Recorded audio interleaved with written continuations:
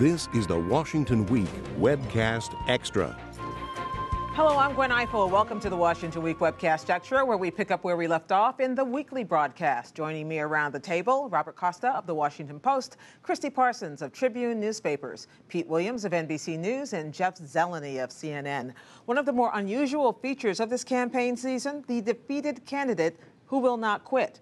Bernie Sanders has hinted at concessions several times, meeting with the president, meeting with Secretary Clinton, and most recently, speaking to his supporters online. But when it comes to officially suspending his campaign, no dice. So what does he have to lose, and what does he have to gain by staying in? Well, the main thing he has to gain by staying in officially is that it keeps his movement alive and at least delays the reaction of really annoying, agitating, turning off his supporters. If he would come out and say, I now endorse Hillary Clinton, they would think he's a sellout. And I've heard that word over and over and over from some Bernie or bust people, the movement that wants him to sort of go all out. So he's signaled in every way possible that he is, he wants to defeat Donald Trump. That'll be helpful. But he cannot say the words, I endorse Hillary Clinton, because he would lose a lot of his movement. He wants to keep this going for what we don't know. I mean, there will be, he is sort of the leader of the progressive movement for now, but he knows that is fleeting. But I was So he has nothing to lose either. Nothing to lose. He has nothing to lose at all. And the Clinton campaign is not all that worked up about it. He's not causing trouble anymore. He is insisting he will help defeat Donald Trump. The question is, can he actually turn his supporters toward Hillary Clinton, or can he not? And that is an open question, I think. The anger among his core supporters toward her is so intense. He has stirred up something so much. And you wonder why he can get over it. Well, there's a couple reasons. One, he's a professional politician, very much an insider. He's campaigned as though he's this outside figure. But when he went back to his office in the Dirksen Senate office building last week, he was back home. There's one reason for Bernie Sanders to fall in line. That's the word chairman. Yeah. If Democrats win control of the Senate next year, which they hope to do, and he'll campaign for that, he will likely be a chairman, perhaps, of the Budget Committee. But boy, if Hillary Clinton in 2008 had decided to not drop out and not be the good Girl Scout. Sure.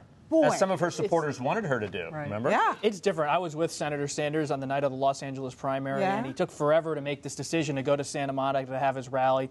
But he's got the sense in the hotel lobby that he was not a party man. He's not really thinking about the party. He just joined the party. He just joined the party. Yeah. And when he walked into that hangar in Santa Monica and he said the struggle continues, that place exploded. And they weren't there for Democratic reasons. They were there because they were progressives. Somebody reported that Jane Sanders said to him that night, hey, you still got them. She whispered it in his ear. You can see the clip. Yeah, they're still with you. Yeah, they're still with you, exactly. Okay, let's go on to another former candidate, but one who actually dropped out of the race, Marco Rubio. He is back in the headlines again because it looks like after all the terrible, awful things he said about the United States Senate, he might be running again. He is one of the most absentee senators. He doesn't seem to like the institution. Next to Bernie Sanders. But it looks like he's going to likely announce, based on my reporting, sometime next week that he's running. You have David Jolly, the congressman, on Friday decide for the Senate. For the Senate. For the Senate. For the Senate. He probably wants to run in 2020, 2024 for the president. Platform, yeah. But he's going to likely run for the Senate. Based on what I heard on Capitol Hill, he recognizes that if he does want to run in 2020 or 2024, he can't just be someone who gives corporate speeches and the occasional think tank panel. He's got to be in the arena. But how does he overcome all that we've heard over the campaign season about how he was never in the Senate chamber? He's only 45 years old. His narrative is still being written. Here's the best part about this story. David Jolly, the congressman who was running, his friend who was running for the seat, who dropped out, is now running for his old seat against Charlie Crist, who never goes away in Florida politics. So we have another reason to go to Florida, as if it ever lacks reasons. Okay, now, Christy, I'm going to go to you because I want to talk to you a little bit about the president in campaign mode. This is his last campaign. Oh, yeah. You know, his daughter's graduating, going away. He is crying all the time. Openly weeping. Yeah, exactly. Right. So how much is he champing at the bit to get out of the White House? Oh, he really is. He's dying to get out of the White House. And in fact, his staff was really having to hold him back in advance of the Bernie Sanders sort of sliding out of the race. He wanted to get out there, and you could see it in his face.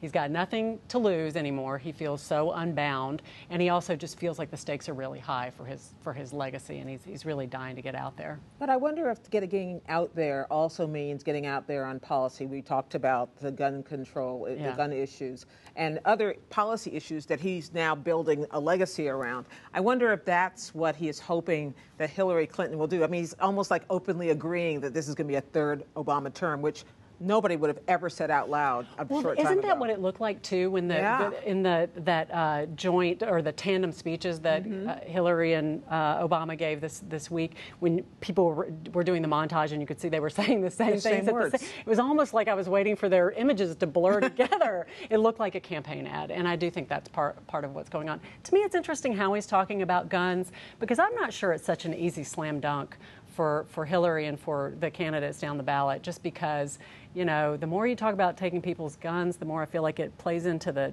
Trump story in a way that could maybe... Which base are you energizing? You could be animating a base that's very ambivalent toward Trump. Pete, you've got another big week coming up, and that's the end of the Supreme Court term, and we're waiting for how many of these? 13 decisions left. We've actually got this week and next week. Only small issues like health care, affirmative action, abortion. What else do you have? Well, we have the president's immigration policy. That's probably the biggie, because that would make the biggest difference. We have affirmative action, which the court could decide in a way that slices it very narrowly. This is the program from the University of Texas at Austin, and it's unusual because under state law, it accepts the top 10% of every roughly the top 10% of every high school graduating class.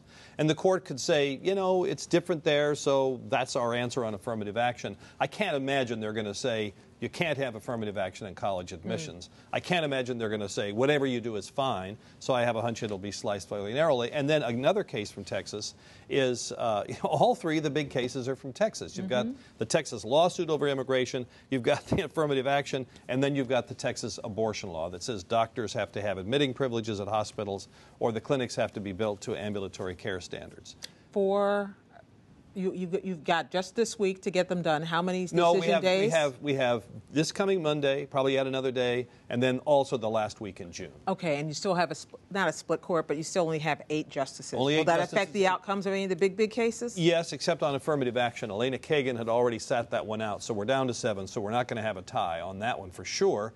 And the court, the court is giving every sign, and we've heard this sort of among the court watchers, court insiders as well, that they're doing everything they can to try to find common ground and avoid a tie. Okay, well, we'll see if that actually happens. We've heard that common ground term before.